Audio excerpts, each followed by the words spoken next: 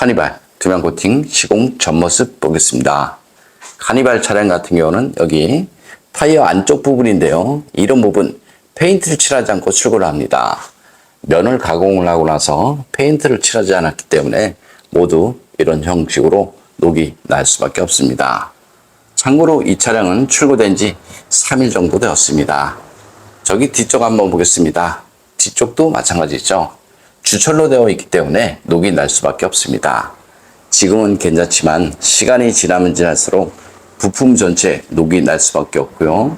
다른 차량을 보면 이 부품이 알루미늄 부품이 사용됐습니다. 참고로 소렌토 차량은 이쪽 부분 알루미늄 부품을 사용하기 때문에 녹이 나는 경우 없습니다. 그래서 카니발 차량도 이쪽 부분 알루미늄 부품 사용하는 것이 훨씬 좋습니다. 그럼 시공 후 모습 보겠습니다. 카니발 투명 코팅 시공 후 모습 보겠습니다. 여기는 엔진 부분인데요. 이쪽 부분 언더커버 있습니다. 하지만 눈길 주행을 하게 되면 물로 변한 염화가심이 엔진이든 미션이든 전기장치든 모두 염화가심으로 범벅이 됩니다. 여기 멤버 있는 쪽인데요. 홀 안쪽에는 투명 코팅제와 이너왁스를 위해서 안쪽 시공이 되었습니다. 카니발 같은 경우는 이쪽 부분 주철로 되어 있죠. 그래서 무조건 녹이 날 수밖에 없습니다. 여기는 앞바퀴 휠하우스 있는 부분이고요. 이런 곳은 염화가심이 흐르죠. 이런 곳은 염화가심이 머무는 곳이죠. 그래서 자동차 녹 방지 하고 싶으면 염화가심이 흐르는 그런 곳에 두껍게 하는 것이 아니고요. 염화가심이 머무는 그런 곳에 꼼꼼하게 코팅하시는 것이 좋습니다. 카니발 같은 경우는 이쪽 부분 언더커버 있습니다. 하지만 눈길 주행을 하게 되면 이 안쪽으로 염화가심이 다 들어오죠. 그래서 배터리 쪽에 코팅을 하고 싶으면 언더 코팅제로 하는 것이 아니고요. 절연 코팅제를 이용해서 시공하시면 됩니다. 바닥면 쪽을 자세히 보면 이렇게 구멍이 있습니다.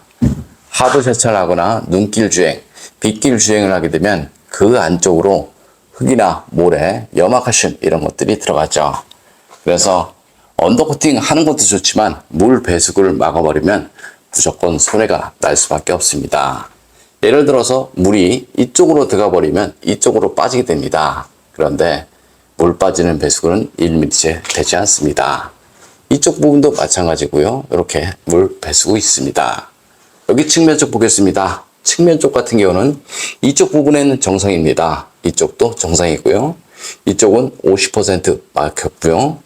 이쪽은 100% 막혔습니다. 여기 바로 옆쪽 한번 보겠습니다. 세차를 하게 되면 물이 들어가고요. 이쪽으로 빠져야 됩니다. 하지만 이쪽에는 물 배수구가 없습니다. 다 막아버렸습니다. 여기 자세히 보면 이렇게 조그만 물 배수구 있습니다. 이만큼 흙이나 모래, 염화가심 이런 것들이 머물 수밖에 없죠. 녹이 잘 나는 곳 딱 정해져 있습니다. 볼트, 너트, 부품 속 좁은 틈새 이런 곳이 녹이 잘 나죠. 여기는 뒷바퀴 휠하우스 있는 부분인데요. 방진 매트 시공이 되었습니다.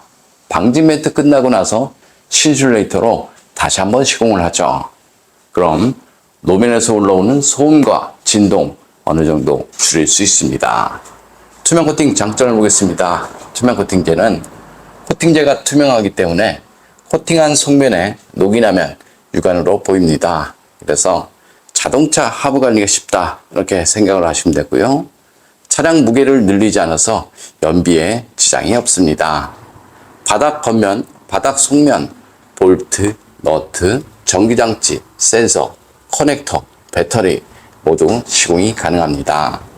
좀 더 자세한 내용은 네이버에 코팅나라 검색을 하면 제 블로그 있습니다. 카니발 엔진 코팅 시공 후 모습 보겠습니다. 앞쪽 플라스틱 부분 코팅하게 되면 먼지 부착률이 적어서 엔진룸이 깔끔하죠. 엔진룸 코팅의 장점은 엔진룸 안에 습기, 먼지, 염화가심에 의한 정기적인 트러블 이런 것들을 방지할 수 있습니다. 코팅제가 건조가 되고 나면 커넥터, 센서 잘 빠지고요. 무상 수리받는데 지장 없으니까 걱정 안 하셔도 됩니다. 염화가심 사용량이 많은 지역에서는 엔진룸 안쪽으로 염화가심 가루가 유입이 되는 경우 많이 있고요. 세브레 볼트, 전기 차량을 보면 엔진룸 저렴 코팅이 시공에서 나오죠. 그래서 염화칼슘 사용량이 많다라고 생각이 되면 언더 코팅을 할 때 엔진룸 저렴 코팅 필요하다. 저는 이렇게 봅니다.